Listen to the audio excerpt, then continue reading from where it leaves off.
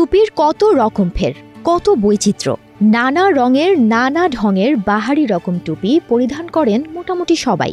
মুসলিম পুরুষরা বছর জুড়েই নামাজ পড়ার সময় টুপি পরিধান করেন, কিন্তু ঈদের জামাতে নতুন টুপির রয়েছে আলাদা কদর। এক এক দেশে এক এক রকম টুপি পরেন মুসলিম পুরুষরা। চলুন জেনে আসা যাক টুপির কয়েকটি ধরন। তারবুশ টুপি, লাল রঙের পশম বা উল দিয়ে তৈরি করা হয় ফেস বা তারবুশ টুপি। ঐতিহ্যগতভাবে তুরস্ক, মরক্কো ও উত্তর আফ্রিকার কিছু অংশে পরা হয় এই টুপি।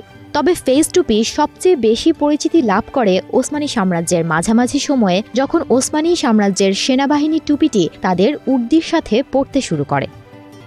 কুফি, কুফি মূলত উজ্জ্বল রঙের নকশা করা একটি টুপি, যা উত্তর, পূর্ব এবং পশ্চিম আফ্রিকার মুসলিম পুরুষরা পরিধান করে থাকে। তবে দক্ষিণ এশিয়ার মুসলিমরাও এই টুপি পরে থাকেন। তাকিয়া, তাকিয়া একটি ছোট গোলাকার স্কাল্প ক্যাপ। মাথার সাথে লেপ্টে থাকে এমন এক ধরনের টুপি। সুতো দিয়ে তৈরি, পকেটে বহনযোগ্য আরামদায়ক একটি টুপি হল তাকিয়া।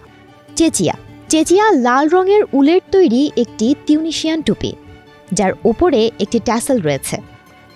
কুলাহি বা কালপাক, কুলাহি বা কালপাক হল পশম বা উলকে বিশেষভাবে প্রক্রিয়াজাত করে যে টুপি বানানো হয় সেই টুপি।